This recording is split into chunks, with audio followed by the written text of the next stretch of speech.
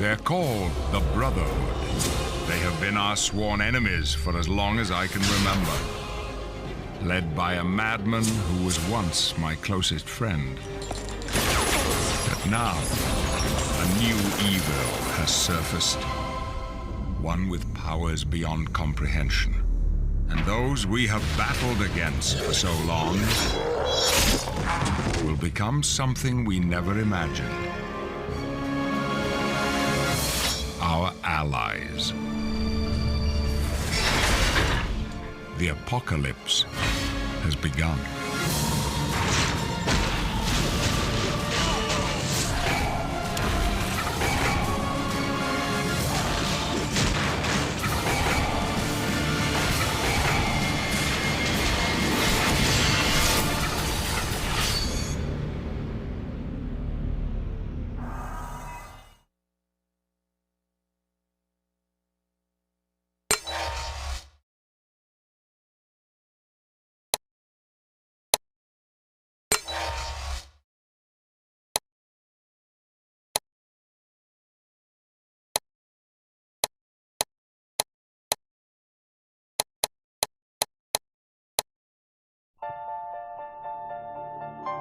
He's a different kind of hero. There's something about a guy who's swinging across town on a spider web. The idea of a superhero with everyday problems is revolutionary today as it was when he came up with it. My publisher, Martin Goodman, he hated everything about it. He wouldn't let me publish it. It totally revolutionized the comic book industry. Who fights crime in a very special city. What we really wanted to do was bring you Spider-Man's New York. His name is Spider-Man. And when Activision and Treyarch set out to make the biggest Spider-Man game of all time, by the time this game is done, well over 100 people will have had their hands on this project. We have more supervillains and superheroes than any previous Spider-Man game. the results are spectacular. This is the making of Ultimate Spider-Man.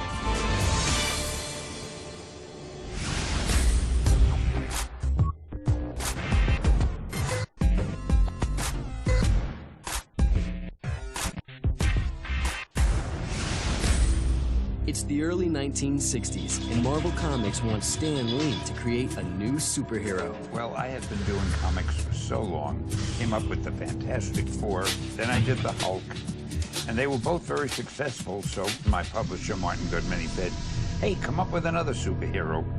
So I thought of Spider-Man, and I told him about it, and man, he hated it. He said, Stan, people hate spiders. That's no name for a hero. Then when I told him I wanted him to be a teenager, he said, don't you know anything about what a superhero should be? He hated everything about it. He wouldn't let me publish it. But Lee decides to go ahead with his story about a teenager named Peter Parker who gains amazing powers after being bitten by a radioactive spider. We had a magazine called Amazing Fantasy, and we were going to drop it. When you're about to drop a magazine, nobody cares what you put in the last issue. So I featured Spider-Man on the cover and had a story of Spider-Man. Well, when the sales figures came in, that had been our best-selling magazine of the whole year. So Martin walked into me. He said, you know, Stan, do you remember that Spider-Man character of yours that we both liked so much? Why don't you make it a series? And that's how it happened. In 1963, the web-crawling hero gets his own comic book. Spider-Man proved to be a very popular character in the 1960s. He had had his own book, which was Amazing Spider-Man, for the longest time. Spidey's adventures are brought to life by Stan Lee and artist Steve Ditko. Stan was scripting all this stuff, and Steve plotted most of it, and Stan dialogued it. Together was something magical. Steve Ditko's artwork had almost a Picasso feel to it. It was almost cubist, and if you look compared to other comic books of that time, no one's ever imitated him. It's a very unique look to it. Steve Ditko pretty much created everything cool about Spider-Man. All of his major foes were created during Steve Ditko's run. Right on down the line, from the Green Goblin to the Vulture to Dr. Octopus and Sandman. Everything about Spider-Man, from his costume to his alter ego Peter Parker, draws in readers, and comic book fans can't get enough.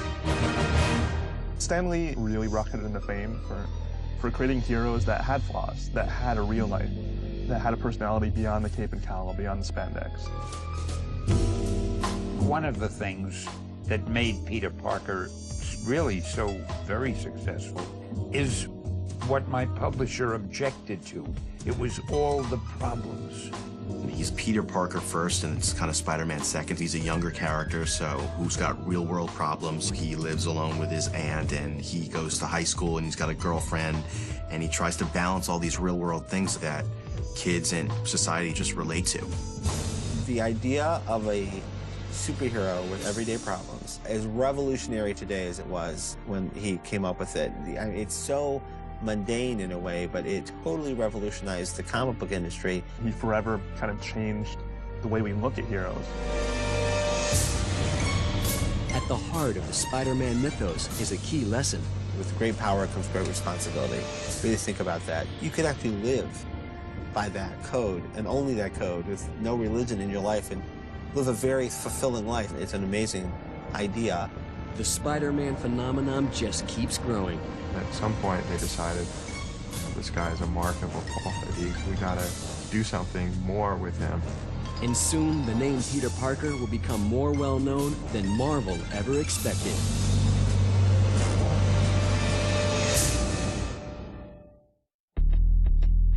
After more than 40 years of crime fighting, Spider-Man has become a household name. Comic book artists such as Todd McFarlane and Eric Larson gain notoriety from their work on the Spider-Man comics. The friendly neighborhood web-slinger spawns numerous comics and 2 blockbuster films.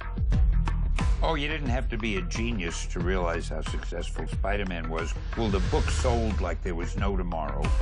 Soon after the turn of the new century, Marvel launches Ultimate Spider-Man, a modern retelling of the classic hero. With the Ultimate books, we're able to just start over from scratch. It's about our world and our times, but still about the classic magic of a Marvel comic. It was exciting to take the Ultimate approach to the character, where he's younger and he's dealing with kind of different things. Peter Parker in the Ultimate series is a web designer, not a photographer. He deals with a lot of current day issues. When the comic was first conceived by Stan Lee in the early 60s, there are a lot of issues that might not resonate as well with teens today. So we've actually taken the storylines from the Ultimate comic book series, which is really updated to modern day. Ultimate Spider-Man becomes a smash hit for Marvel. And it soon catches the attention of Activision. We looked at what was going on in comic books today, and really Ultimate Spider-Man, the comic book from Marvel, was the #1 seller in Spider-Man comic books right now. So that's what we really wanted to go after. Activision enlists Treyarch to create a game based on the new series. Treyarch and Activision started working together in the late 1990s on a couple Tony Hawk games for the Dreamcast. They also did a Spider-Man game for a Dreamcast. Treyarch was the perfect fit. Activision approached us in April of 2003 with the idea that they wanted to do a Spider-Man game based more on the classic Spider-Man comic book license versus the movie games. We have been the company that's done both of the Spider-Man movie games. Development of Ultimate Spider-Man begins in June 2003. To ensure that they do justice to the series, Treyarch turns to the people behind the comics for guidance. One of the first things that we wanted to do was to go after some of the talent that was involved in the creation of the comic book for Marvel. So we went after Brian Michael Bendis. We wanted to bring him in very early on and have him help to craft our story. Bendis is great. He is so synonymous with Marvel now. He writes so much of our stuff, from Spider-Man to Pulse to Daredevil. Brian is the epitome of Marvel. They presented us with an idea for the game that was so loyal to the comic book. It was so flattering. We also wanted to involve Mark Bagley, who is the sole illustrator of all the Ultimate Spider-Man books. So we brought him in, had him do all of our character concepts. Mark Bagley is a wildly underestimated artist. The nice thing about Bagley's look is it's kind of a more clean, stylized look. That's what makes it a really easy transition for the guys at Treyarch to make his look work in 3D. To To attain a look that stays true to the comic books, Treyarch implements an entirely new graphic style. The look was the first thing that jumped out at us. The Ultimate Spider-Man, it doesn't look like any of the previous Spider-Mans. It doesn't look like the movie. It's its own entity, and we really wanted to capture that because it was very exciting and it was very new. Ultimate Spider-Man's really sort of like Spider-Boy. He's still in high school, and so he's got sort of this egg-shaped head and a thinner neck and these elongated features. So we spent a lot of time examining all of the books at that time, trying different techniques to try and capture that look. We didn't want a Saturday morning cartoon look. We wanted something that was what modern comics are today. So we wrote a new shader from the ground up. It's a combination of texture maps and our own shader technology. We use a very high polygon model to achieve the inking style. These characters are up to 7,000 polygons. He's closer to 9,000 polygons. 3D comic inking technology is something we created here in-house. What it does is it creates this comic feel for the game. When you see the characters, they're just more three-dimensional. There's more depth, there's more shadows. You're seeing these characters as if you're really standing right in front of them. A new approach to graphics isn't all Treyarch does to capture the feel of the comics. In looking at comics to see what we wanted to try to bring, we examined them, and some of the obvious things that came out were panels and storytelling. You have to have panels. That's what the comic book medium is about. The motion graphics panels really drive not only our story, but they drive gameplay as well. So as Spider-Man, for instance, is swinging down the street and we've got a person trapped under a burning car, you'll have a panel that will fly up on the screen and then seamlessly integrate itself right back into gameplay. She's getting crushed. I don't have much time. Let the player know that there's a situation that they need to deal with. So panels are popping up while you're playing. Kind of give the player hints and clues or close-ups on the villain's face when they're having kind of a long-distance conversation. It really frees you up and really adds to the immersive quality of the overall gaming experience. Now that the technical aspects of the game are nailed down, Treyarch must work on making Ultimate Spider-Man live up to its name.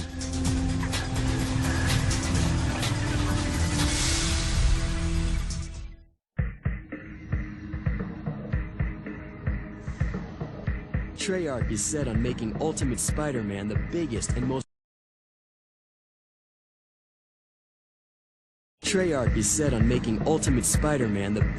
most ambitious Spider-Man game ever made.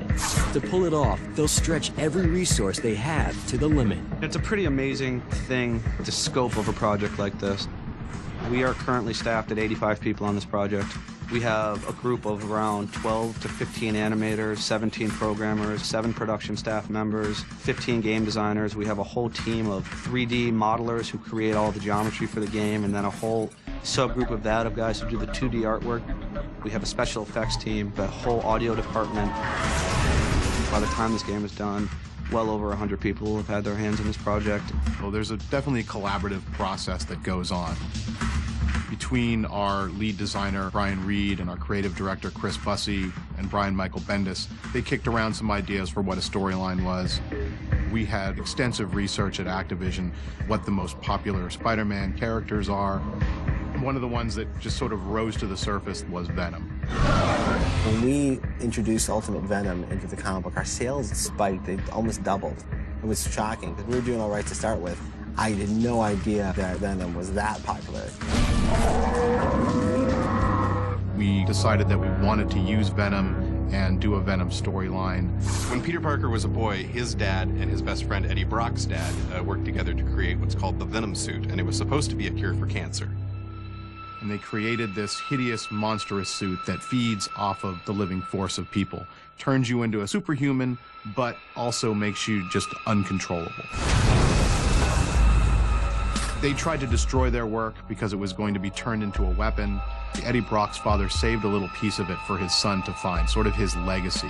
Both of their parents died under mysterious, tragic circumstances, and that really kind of sets them off on their different paths. 10 years later, Eddie has found a sample of the suit, and it's been part of his college work to do research on it. Eddie puts on the suit. he becomes permanently bonded to it and becomes Venom. Eddie loves the power. He craves the darkness. Instead of wanting to get rid of the suit, he wants to learn how to control the suit and really be the supreme evil. So that's what happened in the comic book. Where we come into the story, it's 3 months later. Eddie Brock is still loose in New York with Venom on him and is completely out of control. And as the two come back together, this mystery of how the suit came into being, what happened to Peter Parker and Eddie Brock's parents. So we have all these questions that have never been answered that we get to tell everybody for the first time. To truly tell the tale of Venom and Spider-Man, Treyarch makes Venom a playable character. We definitely wanted to have that be a big part of the game. There's this central storyline that's going on, and there were key points where if you only knew it from the Spidey side, I guess there's no such thing as a slow day when you're a big-time superhero. you would never get what was going on. And so it was essential that we had you play from the Venom side. It shows the connection between our two playable characters that wasn't gone into as much depth in the comic book storyline. I love playing Spider-Man. I mean, it's fun to swing around, but the idea of destruction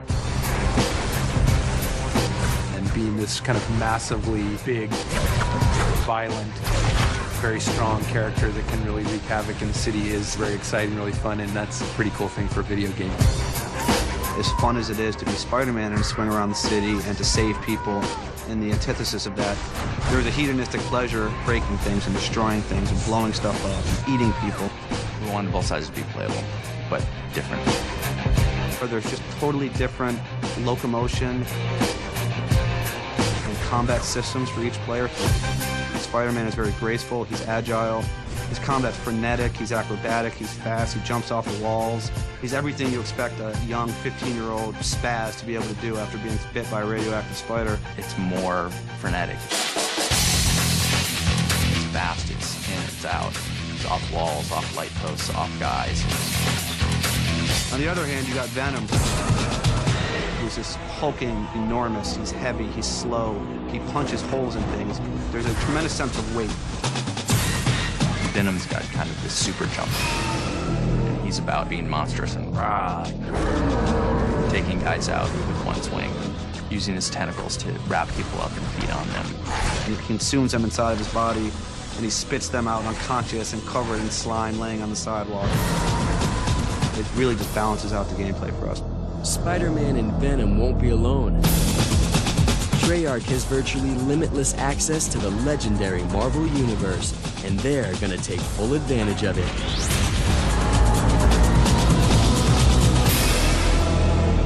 Set out to make the mother of all Spider-Man games with Ultimate Spider-Man. A big part of their goal is to include as many cameo appearances as possible. The list of heroes and villains who will appear in their game is awe-inspiring. Of all the Spider-Man games that have come out, this is going to be the largest slate of supervillains in any of the previous Activision Spider-Man games. We were going to grab everything we could at Marvel and throw it into this game. We've got Johnny Storm. We have got just this pile of Marvel heroes in our game. We were introduced to tons of characters in the Ultimate Marvel Universe. Some we've already met before, some we've never seen in the Ultimate book before, that people have actually been dying for, like Ultimate Beetle and Ultimate Silver Sable is going to be a big one. But plus tons of cameos. You got Nick Fury's in it, Mary Jane's in it. The Ultimate, franchise opens up a new take on all these bad guys. The Ultimate Rhino looks very different from Rhino from the classic series. These are characters you've heard about over the years in the Marvel Universe, but you're seeing them kind of again and new for the first time, which is pretty cool. The biggest challenge is to make sure that everybody is their own special kind of unique thing. Rhino is 3 stories tall and charging through Queens, knocking down buildings, throwing cars at Spider-Man during their boss fight. Then when you fight Green Goblin, you're chasing him through the streets of New York again, but their fight ends up crashing through the roof. And they end up fighting in the Grand Hall there. And it's fireballs everywhere and Spider-Man fighting the Green Goblin. We have more interactive superheroes and supervillains than any previous Spider-Man game.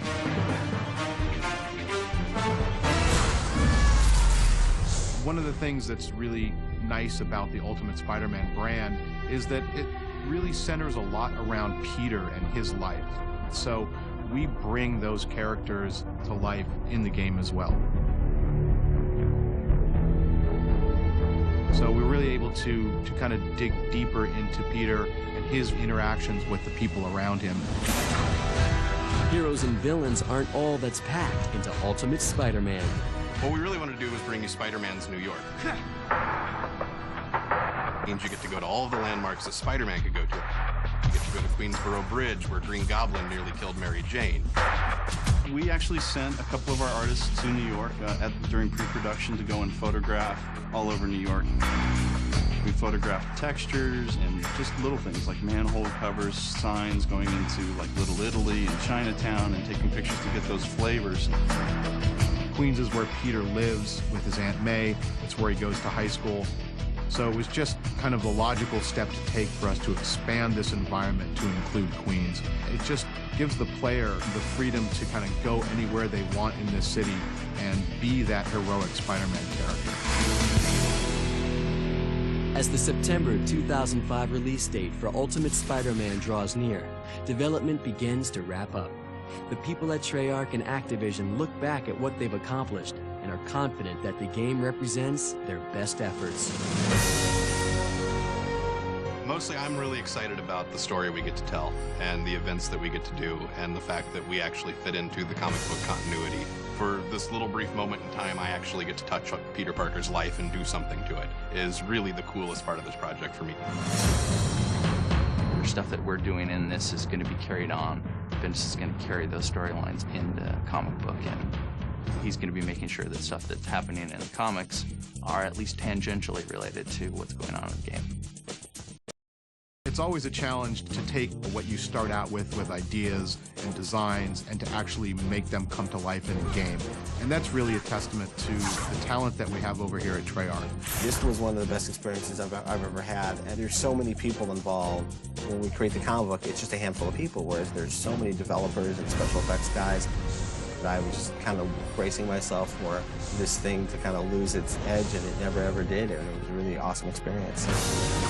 Marvel is so lucky to have Activision doing these games. I was really sucked into the world of Spider-Man while I was watching that game. It's unbelievable. I think that these video games are just about the greatest kind of entertainment you could find anywhere.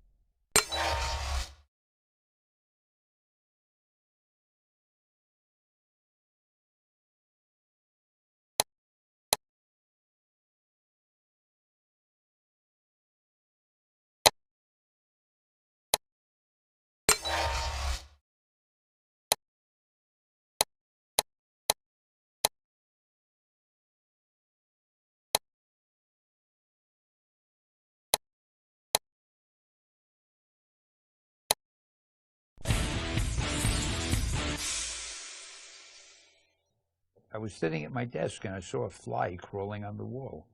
And I thought, wow, wouldn't it be cool to have a superhero who could crawl on walls? And then I needed a name for him. So I thought, well, Fly Man? Nah, it didn't sound dramatic. Mosquito Man? Nah. Insect Man? Nah. Spider-Man? Ooh, Spider-Man. It sounded dramatic, it sounded scary, and that's how it happened. What is his normal identity going to be? What's his alter ego going to be? And I wanted to do something different. I figured I'll make him a teenager, but he won't be a teenage sidekick. He will be a teenage superhero. And I want him to have a lot of problems so that the average teenager reading the book could empathize with him, could figure, hey, I know how he feels, boy. I got the same problems. When you take away the spider powers and the crazy villains, he's probably the most realistic superhero of all. He's just a guy, you know, with the problems you and I have. In the beginning, he was just another character I had made up, and I hoped that he would sell so that I could keep my job and be able to pay the rent. That was about as far as my thinking went. I think the main thing that makes Spider-Man so appealing as a video game character is the fact that he does things that no other character does. The fact, just the web swinging alone, what could be more exciting? The way Brian Michael Bendis is retelling the story of Spider-Man for the next generation is way cool. He's giving it a new twist. You're seeing Spider-Man in a different way, and yet he's keeping it true to the image of the real Spider-Man. It's the first time that a player can be the villain. And what a villain to play. Venom. I mean, Venom has to be the worst, the deadliest, the most evil, the most dangerous, and the most unique villain that Spider-Man or any hero has ever fought. I think if I were doing another villain for a Spider-Man game, what I would suggest is having a double villain, Kraven and Sandman. They're both totally different, and even Spider-Man would have a tough time beating them. But he'd have a tough time beating either one, but both of them, man, that would be fun. I think the idea of doing the Ultimate Spider-Man as though it's a living comic book is a great idea. That doesn't work if you're taking a badly done comic book. But when you take a comic book as good as the Ultimate Spider-Man and you put it into a game as good as what Activision is capable of doing, and you combine those two so that the player gets the feeling that he's not only playing a video game, but he's playing a comic book which has come to life. I mean, that's got to be incredibly exciting. I guess my similarities with Peter Parker are the fact that, like everybody else, I always have problems. Things never turn out perfectly for me. And as far as my similarity to Spider-Man, well, I guess the easiest way to put it, we are both wonderful human beings, very glamorous.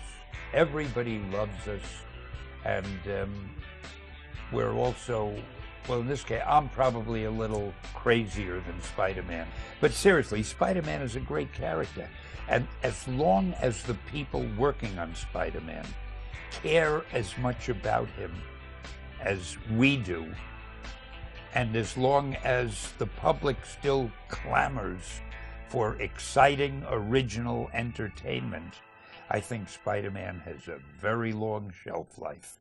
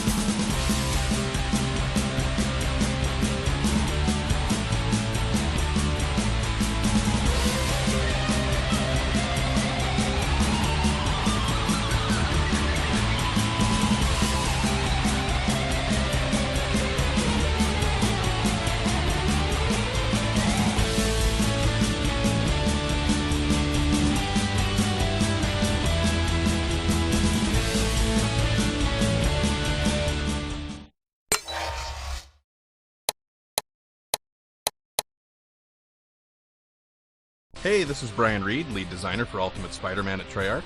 I'll be giving you the inside track on some exclusive tips and tricks, making you an expert in everything from combat strategies to crushing your toughest adversaries.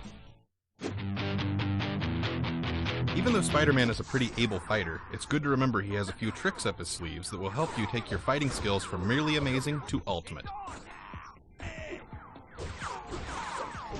When facing an enemy, you can use your web shooter in combination with different attack buttons to perform some pretty fancy moves. Keep in mind that holding your web attack button will wrap an enemy in webbing. If you continue to hold the web attack button, you can tap, punch, kick, or grab to perform different special attacks.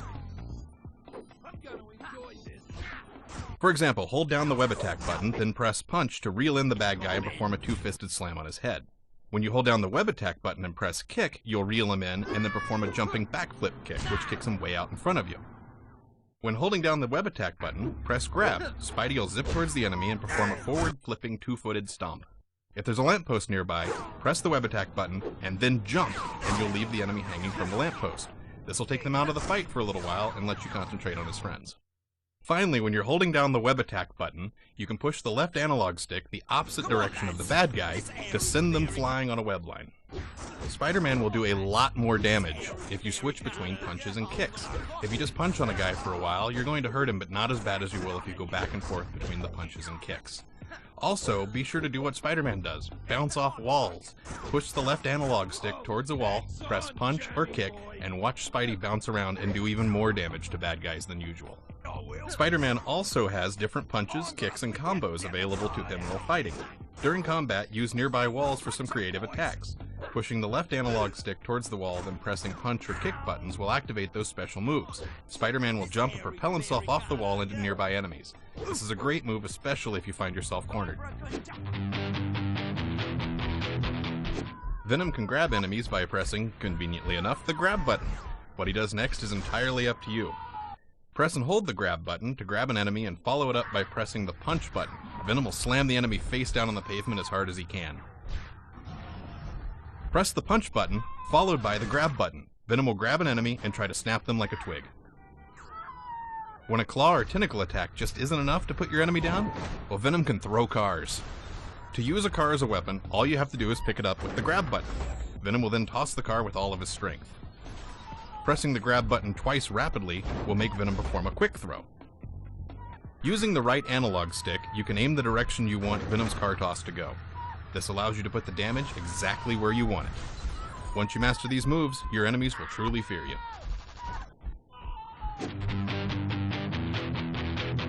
When the battle begins, Rhino has made his way to a construction yard and is attempting to rip out a massive gas storage tank. Now this is bad news for all involved, so here's some tips to help Spider-Man save the day. Attack Rhino by jumping up and grabbing onto his back. Pounding on Rhino's armor will get the big guy's attention. Once Rhino is focused on Spidey, you can lead him over to the big patch of wet cement.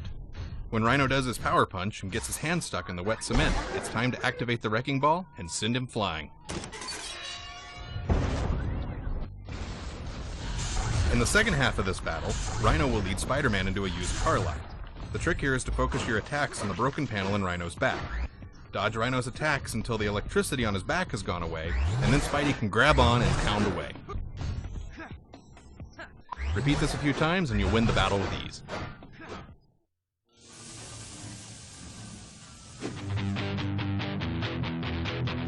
Venom and Wolverine have a chance meeting when Venom unknowingly smashes up Wolverine's motorcycle.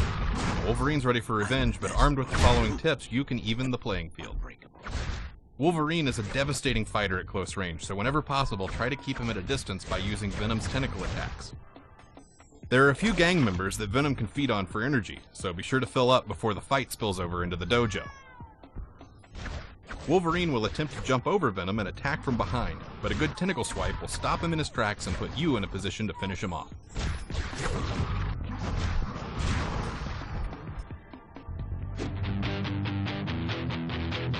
Green Goblin is loose on the streets of Manhattan, and it's up to Spidey to save the day.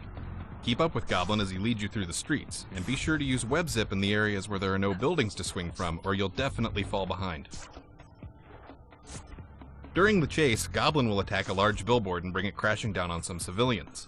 Be sure to avoid Goblin's fireballs before attempting to lift the rubble. Eventually, Goblin will turn on Spider-Man and the fight is on. Goblin is invincible when he's covered in flames, so dodge his fireball attacks and wait for him to tire out. When his flames turn off, that's your chance to land a few good hits. The fight will eventually lead indoors. At this point, Goblin will begin to use Pyroblast to beat Spider-Man. Be sure to use your web and swing out of the way to avoid the fire.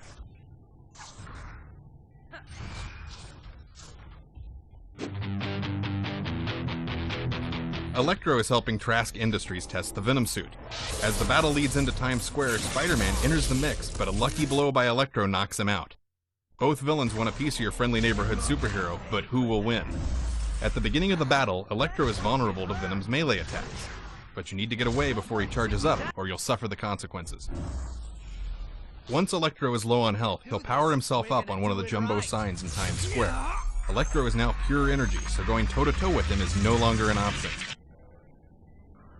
Venom can smash the fire hydrants around Times Square and release a torrent of water to knock Electro out of the air. Once Electro is on the ground and back in human form, get in there and do some damage. Another great way to get Electro is to quickly throw cars at him and knock him out of the air. The most reliable way to do this is to grab a car and then rapidly press the grab button again to make Venom throw it as fast as possible. Remember to keep the Venom suit fed, but whatever you do, don't feed on Electro. That will result in nothing but pain. Instead, chase down one of the tasty morsels, civilians running around Times Square. Electro will use the signs around Times Square for extra energy if he runs low. You can pull the plug on this by attacking the signs before Electro uses them to power up.